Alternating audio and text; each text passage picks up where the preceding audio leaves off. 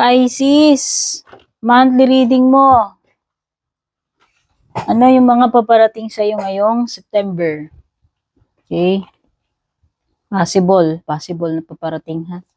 So, kahit na September yung nakalagay dyan guys, lahat naman po ng reading ko dito timeless. So, kailanman makarating sa inyo to.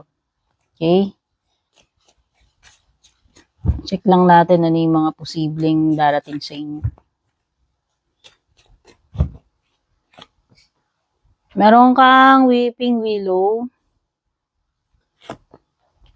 Oh, hindi ko nalalagyan ng gender ha. Dealing sa relationship with, ewan ko kung ano man gender to, person. Oops, broken wishbone. Ano ba to? Puro challenging yata to, Pisces. Spear. Yan talaga buhay, hindi laging happy. Parang balita lang din yan eh. May magandang balita, may pangit na balita. Hindi mo naman makokontrol eh. Ano yung mga ganap, di ba? Oh, meron kang V. Puti na lang. Ito, challenge na naman, lobster. Wedge. So, majority ng mga fortune cards mo dito ay challenges. Okay? Kung ano maugot natin, yun yung ano eh. So, ito lang yung maganda. Si Victory. So, umpisa na natin tong weeping willow. Alam mo, may mga nakakalungkot for you, Pisces, this month. Kasi meron kang sorrow o specific family sorrow. Something na related sa pamilya mo ito. O meron ka ring disappointment dahil meron kang gustong mangyari, kahilingan ka, ano man itong wish na to, hindi mo siya makukuha this month, no? Hindi naman lahat ng i-wish natin ibinibigay sa atin, di ba? So, alam na natin yan, matatanda na tayo eh. So, ito nga yung may person. Dealings or relationship with a person. Ano man ang gender niyan.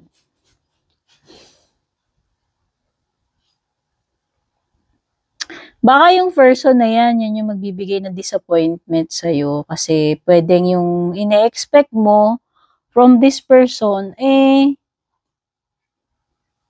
di opposite yung makuha mo or opposite yung mangyari. Okay? Baka siya yung magbibigay ng disappointment sa'yo or sorrow. Kasi nga, alam mo yun, hindi nangyari yung inaasahan mo. Okay? O heartache with what you no longer have. Pwedeng this is something na related sa past. Kasi you no longer have eh. It could be a person, it could be bagay na dati nasa sayo to. Pero ngayon wala na eh. So, ang masisense ko dito is kalungkutan and regret dahil dati meron ka nun, dati nasa sayo siya. Pero ngayon wala na. Alam mo yun. Siguro nagkaroon ka ng realization na dati nasa akin to, pero alam mo yun, pwedeng hindi mo naingatan, no? Or kahit minsan iningatan mo kung talagang humulagpos sa'yo eh, di ba? Alam mo yun, yung talagang kumawala eh. So, ibig sabihin, not meant to be. Kung ano man yan. Oo. Oh, meron something about financial mo. Kaya lang kasi affected ka. Affected much ka pa rin siguro na until now, nawala na sa'yo yun. Ramdam mo pa. Parang gano'n. Ramdam mo pa yung heartache na yan. Lalo na nung wala na sa'yo, parang siguro yung iba sa inyo, ganun lalo yung feeling ninyo. Siguro nung nandyan, nanineglect mo, nandyan lang naman siya. Diba? Bagay man yan, sitwasyon tao. Nung nawala na, dun mo na feel na, oops, masakit pala. nawala na yun ngayon. Wala na siya ngayon. Parang ganun. Okay, balik tayo dito. Financial pinch. So, iba alat pagdating sa pera. Ano? Hassle pagdating sa pera. At saka may mga sagabal dito, may wedge ka. May mga kontra dito. Itong kontra na to, pwedeng tao, pwedeng hindi O, sumasagabal siya doon sa gusto mo mangyari. Merong may hassle Alam mo yun? Basta may nakaharang dito. Ano man yung humaharang na yan. Pero, meron ka namang V. Kasi ito ay victory in some endeavor. Kung talunan ka man dito sa puso mo, broken-hearted ka, no?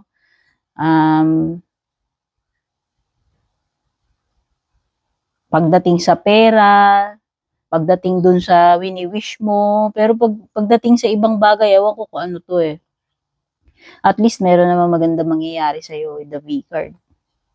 Hindi lahat talo, di ba?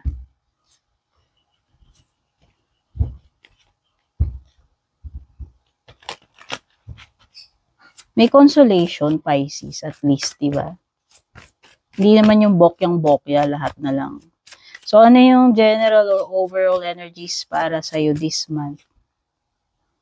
Labas ng labas to. 6 of Wands. Tingnan ko lang, baka may mga walang damit na naman to. Queen of Pentacles.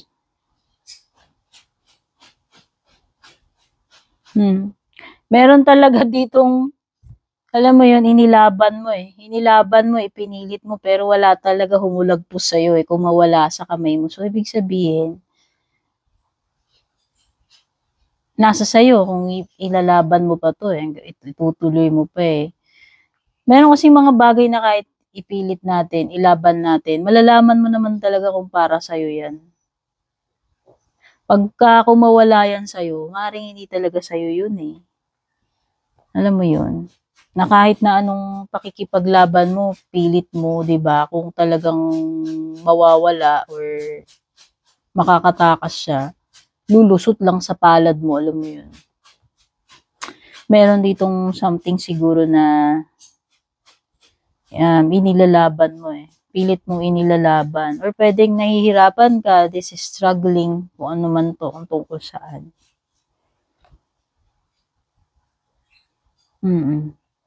Pwedeng nag-give up na doon sa laban. Sinurrender na or pinaubaya na. Pwedeng ganun Pero ito nga yung victory mo kasi meron kang Queen of Pentacles. So, kombinasyon ng positive, negative na mga events ito. Queen of Pentacles, this is something na ma-accomplish mo sa sarili mo O maaari kang maging successful dito, maging proud ka dito sa magagawa mo na ito. Okay? Alam mo yon yung magagawa mo siya ng... Masarap ang feeling mo kasi magagawa mo to sa sarili mong pagsisikap. Oo. Kung ano man itong bagay na to.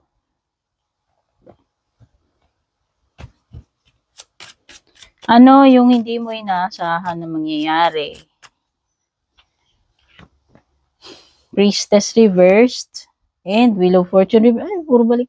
Okay. Wala talaga. Alat ka pa rin ngayon, Pisces. So, especially sa pera. Tsaka ewan ko, ito, matters of the heart. Ito So, sa tingin ko, hindi pa ito yung moment mo. No? Baliktad pa yung Wheel of Fortune mo So, hindi pa ito yung maswerteng pagkakataon para sa'yo. Hindi pa ito yung chance na hinihintay mo. Hindi pa ito yung perfect timing para sa'yo. Okay, bilog naman yung Wheel of Fortune. Umiikot yan So, sa ngayon, itong month na to, maaaring nandoon ka sa baba ni Wheel of Fortune, which is pwedeng challenging. Wala pang magandang changes. Oo, kasi baliktad pa si Wheel of Fortune Okay? So, yun, hindi pa ito yung tamang timing para sa'yo siguro. Pero, meron something with the High Priestess na ma-unlock more matututunan mo eh. This is wisdom by the way. Intuition or wisdom. Okay, siguro may mga lessons learned for you this month. Kasi nga, dami mong challenges dyan. Basta meron ka something na matutuklasan dito sa Priestess Reverse na to.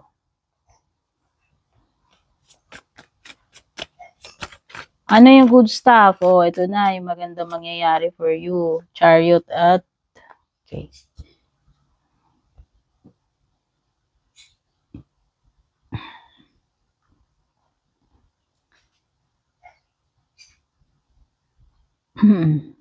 Okay, so kung meron mang mga obstacles, o nga, lumilitaw yung wedge kanina, di ba? May mga obstacles. Meron ka ring chariot at saka ito rin eh, mukhang may obstacles talaga, especially sa pagta-travel. May mga, ano dito, hassle, conflict with the 5 of Wands. Pero this will soon be cleared away eh. Kaya kung meron man, within the month, sa tingin ko, yung mga conflict na yan, yung mga hassle na to, sagabal, blockages na to, makiklear din yan. Etong month na to, feel ko lang, na ano lang eh, parang may kaunting delay lang siguro, especially sa travel. Okay, pero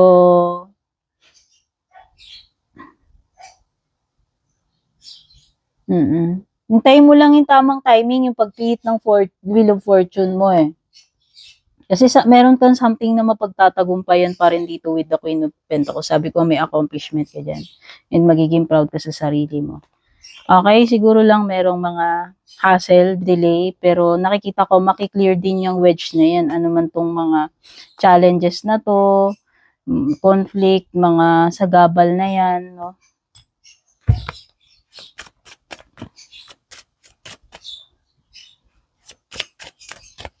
Pero ewan ko hindi sa tingin ko kung travel kung makakaalis ka na agad this month, hindi pa siguro. Pero somehow yung mga sagabal doon sa path mo, yung mga nakaharang na yun, makiklear yung mga yun. Yun yung ibig ko sabihin dito kanina, no, na makiklear. So, financial and career. Ace of Wands, ganda. Oh, 4 of Cups. May offer for you. May opportunity ka with the Ace of Wands. This is an indication ng may good news or bagong simula pagdating sa financial at sa career mo or sa career mo. Pwedeng this is something na nung una nire-reject mo or na-reject ka dito, pero nakikita ko may opportunity uli eh. With the Ace of Wands. So, pwedeng tawagan ka uli or pwedeng may darating uli na iba pang opportunity sa'yo. Kung nung una, hindi mo pinapansin, ngayon pwedeng itong next opportunity na darating sa'yo is interesado ka na rito or alam mo yon kung nung una na-reject ka nila, hindi sila interesado sa'yo. This time naman parang itong next na mangyayari na to is sila naman ngayon yung interesado sa'yo. Ano? Love life.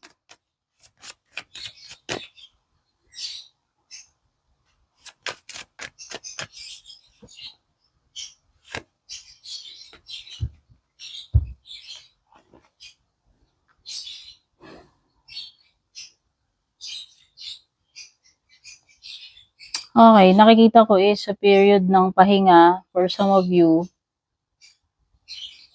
pwedeng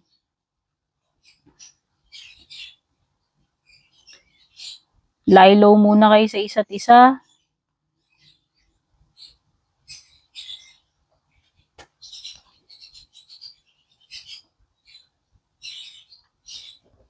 Pero this is a sign ng wedding eh, si Four of Wands. So for some of you, pwedeng this is an indication ng solid na commitment na paparating sa inyo or even marriage. No, especially kung hindi pa kayo nakakasal, this is a sign na magiging matatag yung pundasyon ng relationship or may malaking possibility na mauwi sa kasalan. Maaring yung iba sa inyo, ito di lahat makaka-relate. Maaring yung iba sa inyo, ito ay answered prayer.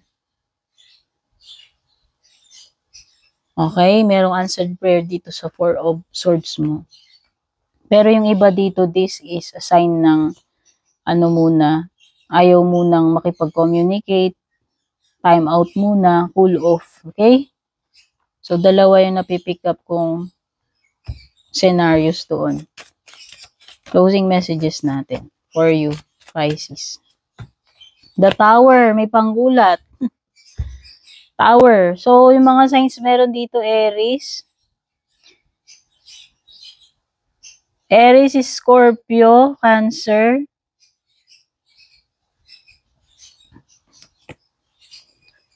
Uy, meron something dito na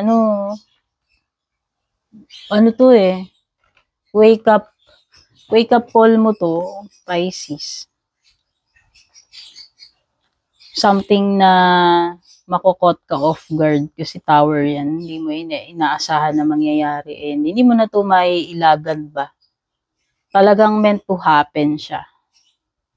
It could be na meron talagang ma-expose dito kasi lumitaw na yung priestess mo kanina eh. So ayan, nasahan mo yan na meron kang may mare-reveal dito with the Tower and the High Priestess. And ang nakikita ko dito is pwedeng ma-expose yung kahinaan. Ewan ko, meron something dito about baho, kapintasan, or kahinaan nitong person na to. Kung sino man ito. Pwedeng si Aries o pwede rin namang ibang sign. And ang nakikita ko rin dito is kawalan ng control over the situation since the Emperor reversed yan eh. Sabi ko nga sa'yo, hindi mo mailagan yan. Wala kang control dito eh. This is something na kailangan mong i-embrace fully. Wala kang magagawa. Hindi mo mapipigilan yung distraction nitong Tower na to. Ano man yung titibagin dito. Hindi mo yan mapipigilan. Wala kang control dyan. So, ang ibig lang sabihin, magbow ka na lang, humble, na i-embrace to kung ano man ito. And, tanggapin mo ano man yung mga dapat mong tanggapin dito, ma-realize, baguhin. Okay? So, yun lang sa ngayon. Take care. God bless. And kung balak nyo pong mag-book or mag-inquire ng personal readings ko, basahin nyo lamang po itong nakasulat sa screen or yung nakalagay sa description.